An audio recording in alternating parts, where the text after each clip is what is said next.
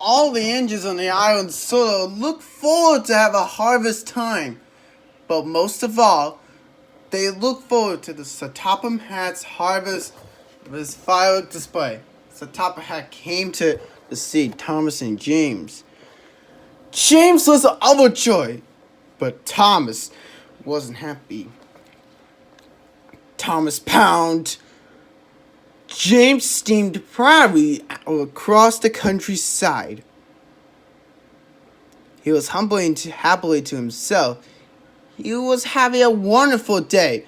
Thomas was still upset when he arrived to shunt at the yard. He grouched and he biffed the troublesome trucks crossly around the yard. When James arrived at the depot, he was very excited. The freight cars were all ready for him, filled safely on top of with the fireworks.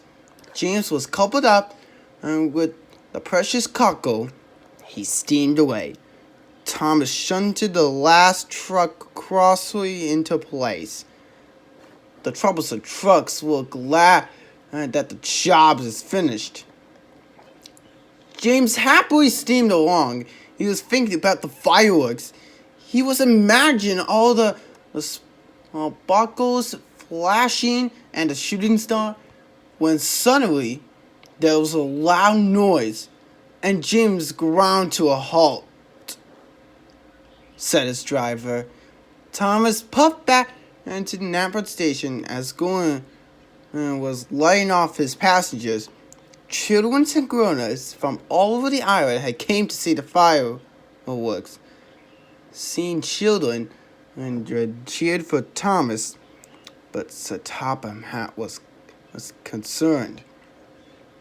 He said, cried Thomas, and he set off to collect James. He puffed for the countryside. Even with his lights on, Thomas knew he had to be very careful. Thomas found James broken down on the track. Teased Thomas. James was upset, but when Thomas got behind James, he couldn't see ahead. Said Thomas. James was cross. He pounded. Puffed Thomas.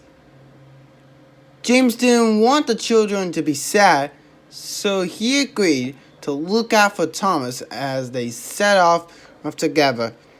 When the tracks were straight and clear, here James called out, and Thomas did.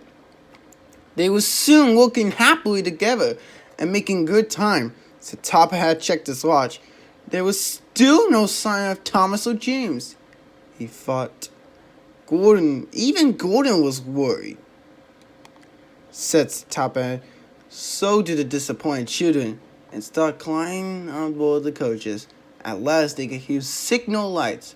The signal had turned red. Thomas and James stopped. Puzzled James. Puffed Thomas. James cried. Thomas and James were very upset. They cried, and the sounds of the whistle as loud as they could, no one could ever hear them. The children were all on board. Gordon was ready to depart. Then Thomas had a bright idea. He told his driver, so his driver carefully lifted the rocket. He stood well back and it whooshed into the sky. The rocket burst into stars. Cried Topham Hat. He said. The junction signal turned green, and Thomas and James was soon on their way. James and Thomas were soon on the station. The children cheered. Cried James happily. Agreed Thomas. Boom, said Topham Hat. That night, Thomas and James watched the fireworks together. James said proudly.